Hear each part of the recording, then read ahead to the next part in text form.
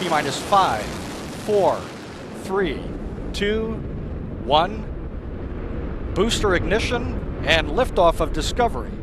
Where is everyone? This question, deceptively simple, carries the weight of cosmic loneliness and boundless possibility.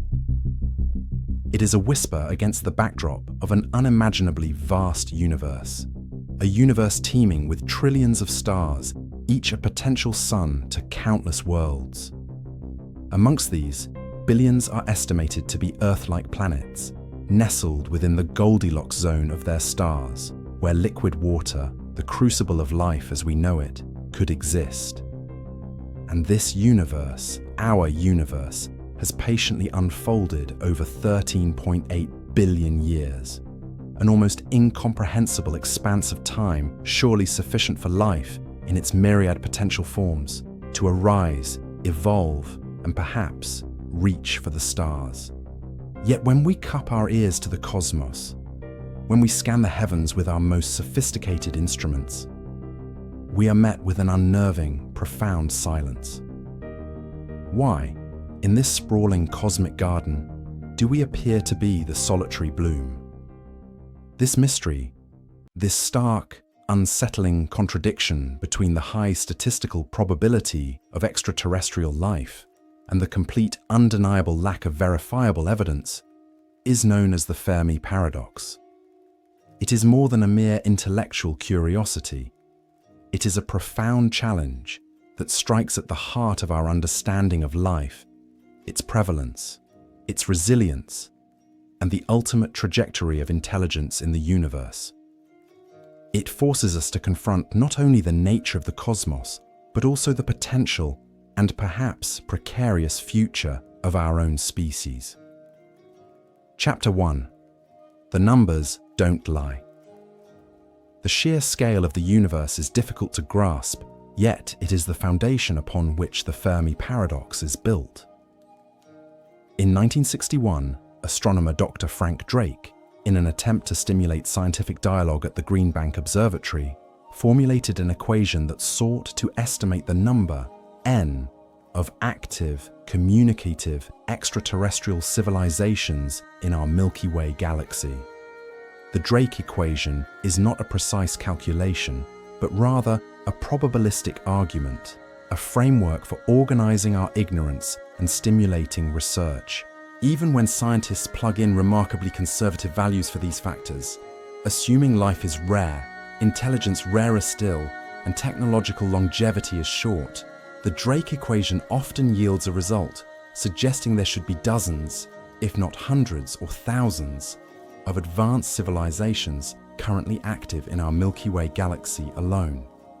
If we dare to use more optimistic, though still plausible numbers, the galaxy should be bustling with detectable societies. And this is just our galaxy. The observable universe contains an estimated 2 trillion galaxies, each a sprawling metropolis of stars, gas, and dust, potentially harboring its own cohort of civilizations. The number of potential cradles for life becomes so vast, it dwarfs the number of grains of sand on all the beaches of Earth combined. If even an infinitesimal fraction of these possibilities bore fruit, the universe should be alive with signals, with evidence, with someone. This staggering statistical probability is what led physicist Enrico Fermi, during a casual lunchtime conversation at Los Alamos National Laboratory in the summer of 1950, to pose his now famous question. Surrounded by intellectual giants like Edward Teller, Emil Konopinski, and Herbert York, the discussion had turned to recent UFO reports and the feasibility of interstellar travel. Fermi, known for his ability to make quick, insightful estimations, later dubbed Fermi problems, performed a back-of-the-envelope calculation. He considered the age of the universe, the sheer number of stars, the likelihood of planets, the potential for life to evolve, and the relatively short time it would take for a civilization, even at sub-light speeds, to colonize the galaxy. His calculations, however rough, made the apparent absence of any extraterrestrial contact, any sign at all, deeply suspicious and profoundly puzzling. The numbers screamed yes, but the stark reality of our observational experience whispered a haunting no. This was the birth of the paradox. Chapter 2. What we've been doing to find them. Humanity, driven by an innate curiosity and perhaps a deep-seated desire not to be alone, has been actively, if intermittently, searching for signs of extraterrestrial intelligence, SETI. Our search began almost as an accident. Since the pioneering days of radio in the early 20th century, our planet has been an unintentional beacon, leaking electromagnetic radiation into the void. Television shows like I Love Lucy, the crackle of early radio dramas, the powerful pulses of military radar systems, and the ceaseless chatter of global communications have all been drifting outward from Earth at the speed of light. Theoretically, any civilization possessing sufficiently sensitive radio telescopes within a roughly 100 light-year bubble around our solar system could already be eavesdropping on broadcasts from World War II, the moon landing, or the discography of Elvis Presley. This ever-expanding sphere of human noise is our passive handshake to the cosmos. But passive broadcasting, a byproduct of our own technological development, was deemed insufficient by those dedicated to the search. A more proactive approach was needed. The modern era of SETI arguably began in 1960 with Project Ozma, where Frank Drake himself used the Green Bank radio telescope to listen for signals from two nearby sun-like stars, Tau Ceti and Epsilon Eridani. Though it yielded no alien communique, it set a precedent. One of the most iconic attempts at deliberate messaging occurred on November 16, 1974. Scientists at the newly upgraded Arecibo Observatory in Puerto Rico, then the world's largest radio telescope, beamed a powerful, focused radio transmission towards Messier 13, M13, a dense globular star cluster located some 25,000 light-years away in the constellation Hercules. The Arecibo message, composed by Drake with input from Carl Sagan and others, was a pictorial representation encoded in binary. It contained 1,679 bits, chosen because 1,679 is a semi-prime, 23 times 73, suggesting it could be arranged into a rectangular grid. If deciphered correctly, it would reveal basic data about Earth's location in our solar system, the chemical formulas for the building blocks of human DNA, a simple graphic of the DNA double helix, a figure of a human being, the population of Earth at the time, a diagram of our solar system, with Earth offset to indicate its origin, and an image of the Arecibo telescope itself. It was a shot in the dark, a cosmic message in a bottle tossed into an unimaginably vast ocean, not expected to reach its destination for millennia, nor a reply for millennia more. Its true purpose was perhaps more to demonstrate our capabilities and to focus human attention on the search. Beyond radio waves, we've dispatched physical emissaries. The Pioneer 10 and 11 spacecraft, launched in the early 1970s, each carry a small gold anodized aluminum plaque, engraved with a pictorial message showing a nude human male and female, the spacecraft's origin, and a pulsar map to locate our sun in the galaxy. Following these, the Voyager 1 and 2 spacecraft, launched in 1977 and now venturing into the cold, dark expanse of interstellar space, carry even more ambitious messages: the Golden Records. These are phonograph records made of gold-plated copper, containing a rich tapestry of human experience.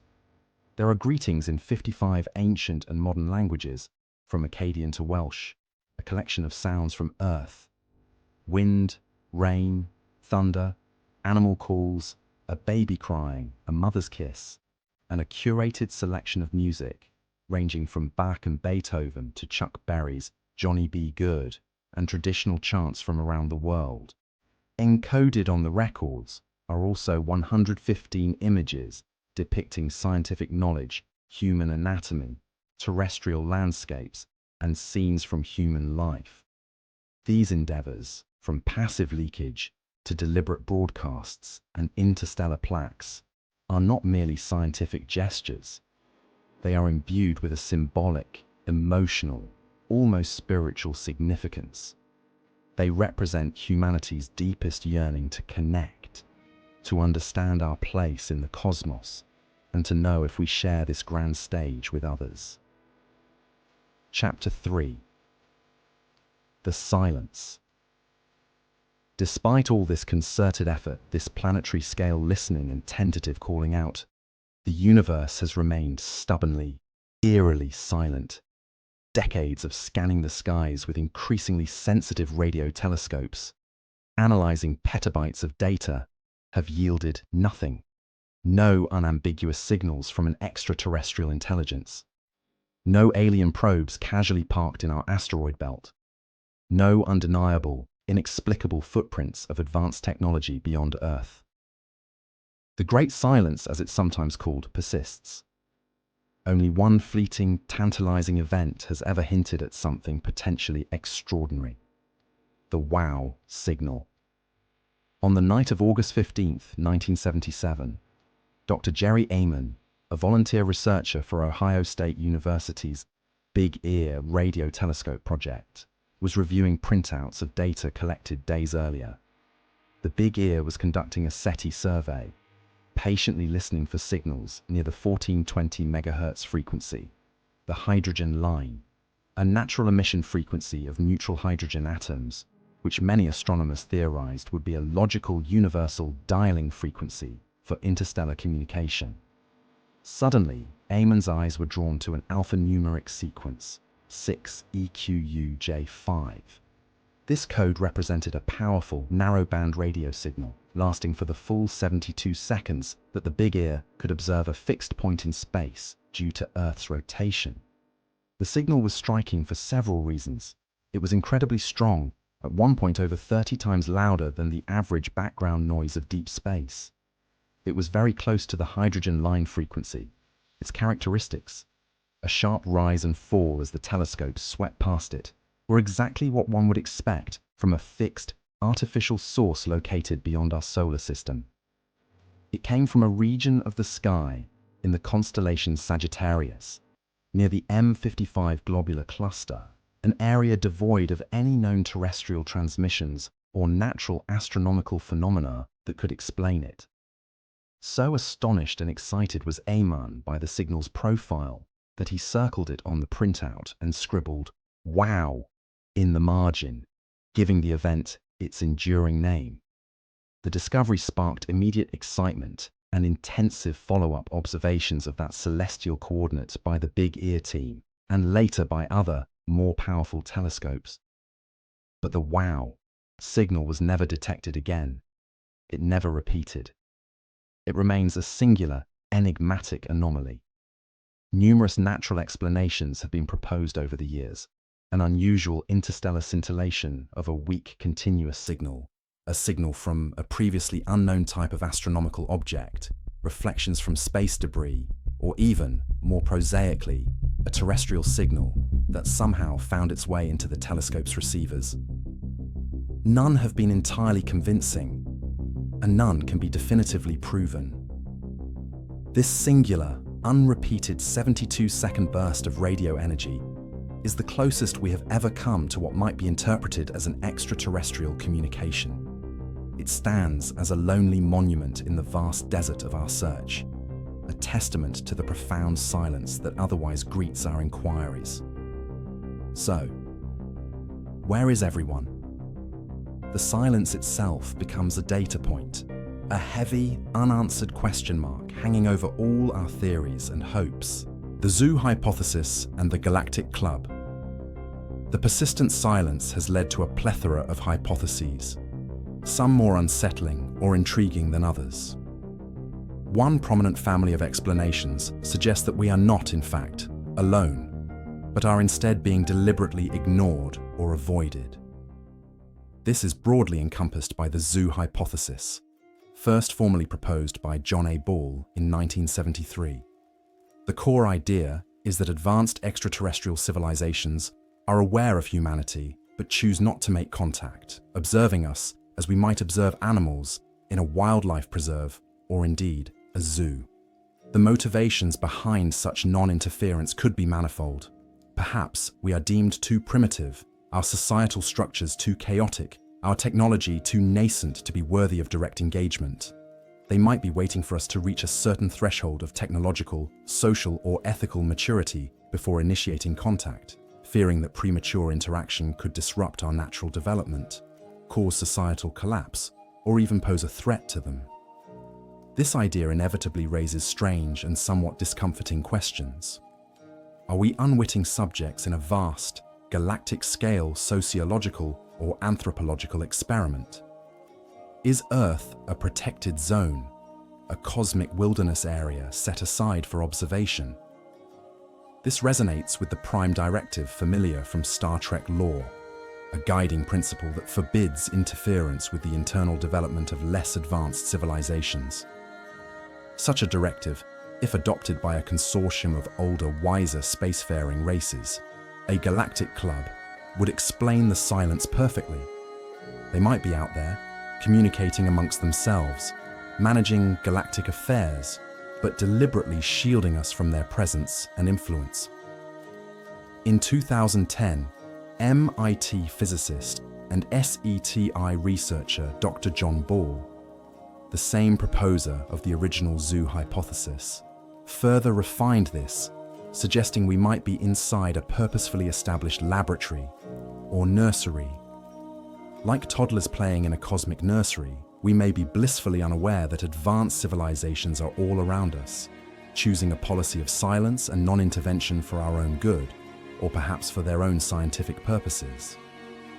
They might view direct contact as a form of contamination, either for us or for their observational integrity.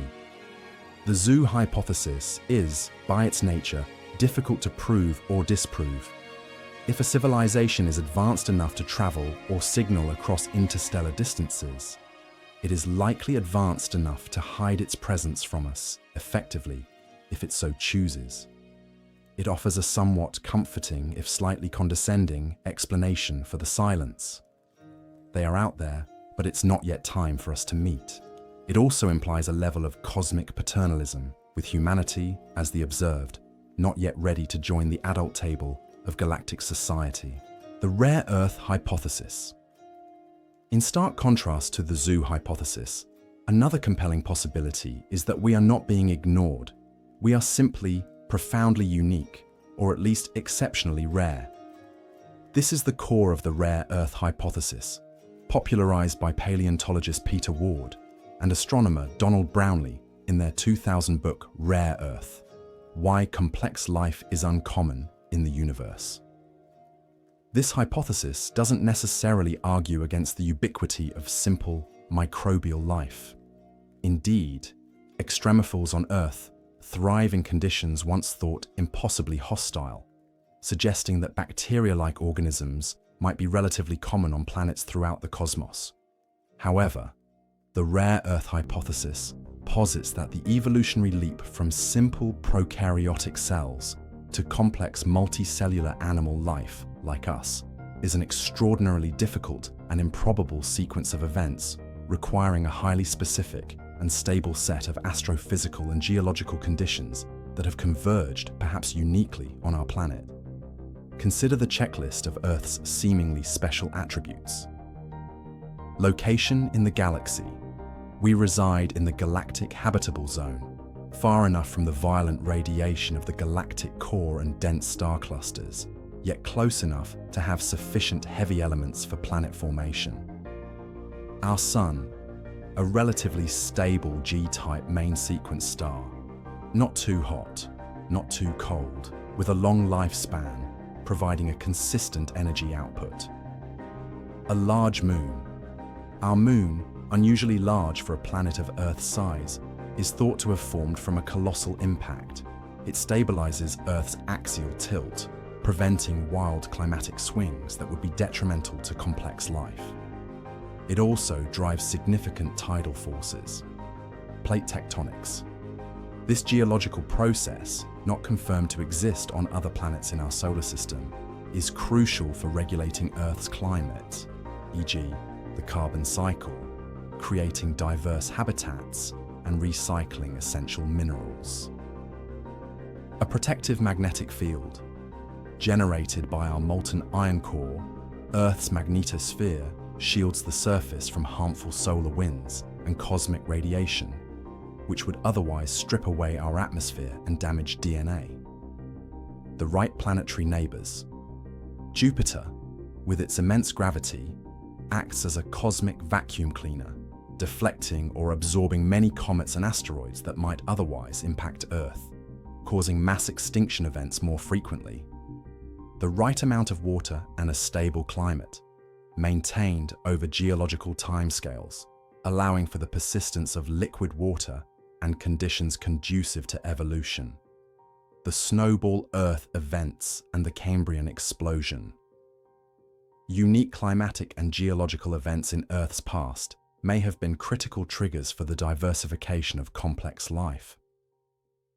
Life on Earth took nearly 4 billion years to evolve from the simplest microbes into something capable of building radio telescopes and pondering its own existence. The journey was fraught with peril, mass extinctions, ice ages, asteroid impacts. What if this path is so extraordinarily fragile, so contingent upon an improbable confluence of rare circumstances, that it almost never happens elsewhere? What if, for every billion planets where simple life ignites, only one stumbles through the gauntlet to produce technological intelligence? If we are truly a cosmic fluke, a lucky accident in a largely barren universe, at least in terms of complex life, then the silence is not a mystery, but an expectation. It would mean we are, for all practical purposes, alone. This has profound philosophical implications. It could place an immense responsibility on humanity as the sole, or one of very few, bearers of consciousness in our galactic neighborhood, or perhaps even the entire observable universe. The Great Filter. Perhaps the most haunting and existentially challenging explanation for the Fermi Paradox is the concept of the Great Filter. Coined by economist Robin Hanson in the late 1990s, the Great Filter is a theoretical, evolutionary, or technological bottleneck. A stage in the long progression from non-living matter to an advanced, spacefaring, and galaxy-colonizing civilization that is exceptionally difficult or impossible to overcome. If such a filter exists, it would drastically reduce the number of civilizations that reach a detectable stage.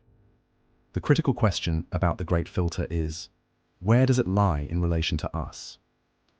The filter is behind us. This is the optimistic scenario for us. It means that one of the steps leading up to our current level of development was incredibly improbable. Perhaps the origin of life itself, abiogenesis, is the filter. The leap from non-living chemistry to self-replicating organisms is so staggeringly unlikely that it has happened only once, or very few times, in the galaxy. Or perhaps the filter was the development of eukaryotic cells, multicellularity, or human-level intelligence. If the Great Filter is in our past, it means we are the rare ones who made it through. Humanity is special, and the galaxy could be ours to explore, as there are few, if any, competitors. The filter is ahead of us. This is the deeply pessimistic and terrifying scenario. It implies that many, if not all, civilizations reach a stage similar to ours, or perhaps slightly more advanced, and then encounter an obstacle that inevitably leads to their demise or regression. If this is the case, the silence we observe is the silence of a cosmic graveyard, filled with the echoes of civilizations that reached a certain point, and then self-destructed, or were snuffed out by some predictable, unavoidable cosmic catastrophe. Potential candidates for a future Great Filter are numerous and chilling. Self-destruction through technology, nuclear annihilation, runaway nanotechnology, the grey goo scenario, uncontrollable artificial superintelligence that deems its creators irrelevant or a threat, or genetically engineered pandemics far more devastating than anything nature could produce. Environmental collapse. Irreversible damage to a planet's biosphere due to unsustainable industrial activity, resource depletion, or climate change, leading to a collapse of civilization. Societal or philosophical stagnation. Perhaps advanced civilizations inevitably lose their exploratory drive, turn inwards, or reach a state of virtual reality nirvana that makes interstellar expansion seem pointless. Cosmic catastrophes. While some, like asteroid impacts, can be mitigated by advanced technology, perhaps there are other, more insidious natural threats we haven't yet conceived of, or that are simply too powerful to overcome, e.g., nearby gamma ray bursts, a fundamental instability in physics at high energy levels.